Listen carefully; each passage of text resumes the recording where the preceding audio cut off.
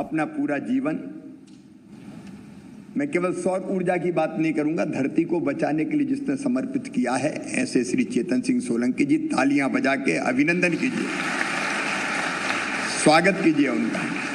और ताली भी ऐसी नहीं, जरा जम के बजनी चाहिए, कोई ताली है।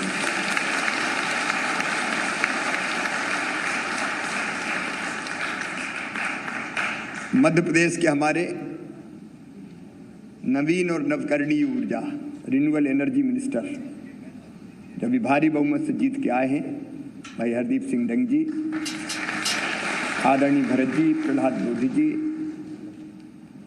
संजय दुबे जी, पूज्य पिताजी भी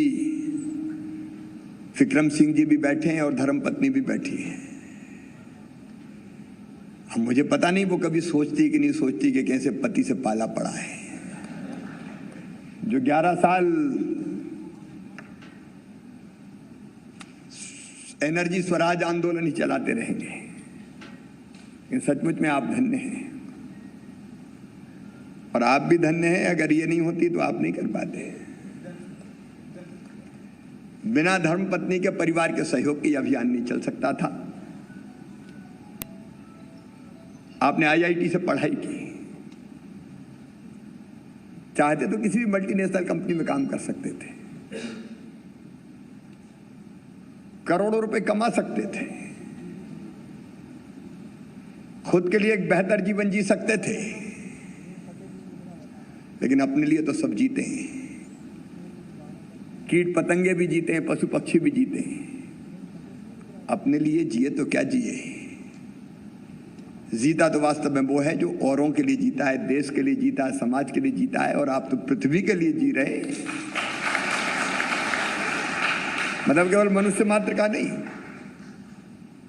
जीव जंतु और पेड़ पौधों का भी कल्याण इसी में निहित है। धरती की सतह का तापमान, ये अंदाज है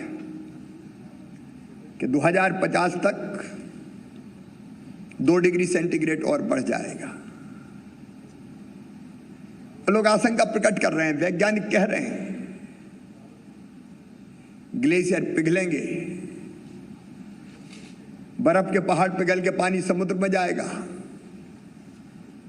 समुद्र सीमाएं तोड़ेगा, मर्यादाएं तोड़ेगा।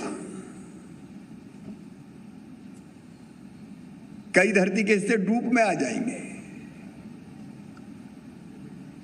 लेकिन दूसरा खतरा, बिगड़ते हुए पर्यावरण के कारण आज मानव जीवन नहीं, प्राणी मात्र के अस्तित्व पर संकट पैदा हो गया है। हमको सोचना होगा हम कैसी धरती चाहते हैं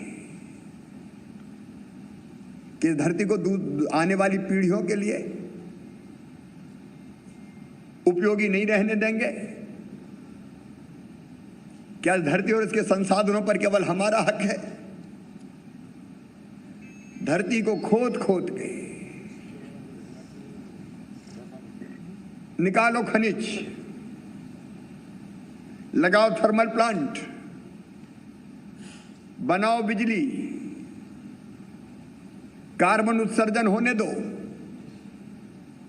जहरीली गैसें निकलने दो, आने वाली पीढ़ियां भाड़ में जाए। हम तो केवल अपनी सुख सुविधा का ध्यान रखें कि ये काम मनुष्य का है। और इसलिए चेतन जो चेतना जगा रहे हैं, उसमें हम सबको भागीदार बनना पड़ेगा। सवाल केवल सौर ऊर्जा का नहीं है, सवाल धरती के अस्तित्व का है। और उस अस्तित्व को बचाना है, उस पर प्राणी मात्र के अस्तित्व को बचाना है। तो हमको कार्बन उत्सर्जन कैसे कम करें, ऊर्जा के वैकल्पिक साधनों का कैसे उपयोग करें, यह अत्यंत आवश्यक हो गया है। और सूरज की ऊर्जा, अभी हमने सूर्य की उपासना की है। हमारे देश में सबसे प्रमुख अगर हमारी संस्कृति में मंत्र है तो गायत्री मंत्र। ओम भूर्भुवः स्वः तत्सवितुर्वरेण्यं भर्गो देवस्य धीमहि धियो यो नः प्रचोदयात्। हम परमात्मा की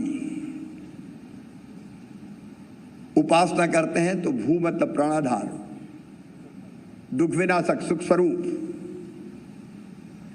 तेरे अतिरिक्त मैं और किसकी उपासना करूं? मैं तेरे तेजस्वी स्वरूप का ध्यान करता हूं। और कहते हुए सूर्य का हम ध्यान करते हैं। सूर्य जगत की आत्मा है और उनसे जो एनर्जी मिलेगी वो क्लीन एनर्जी है। प्रधानमंत्री जी ने कहा कि सोलर एनर्जी प्योर, श्योर और सिक्योर है,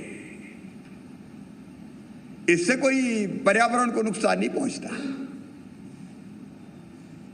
और इसलिए इस रास्ते पर हमको चलना होगा। सोलंकी जी, डॉक्टर चेतन सिंह जी, आपने ये चेतना जगाने का जो महाअभियान प्रारंभ किया है, उसके लिए मैं आपका हृदय से अभिनंदन करता हूं। मुख्यमंत्री के नाते भी और एक नागरिक के नाते भी।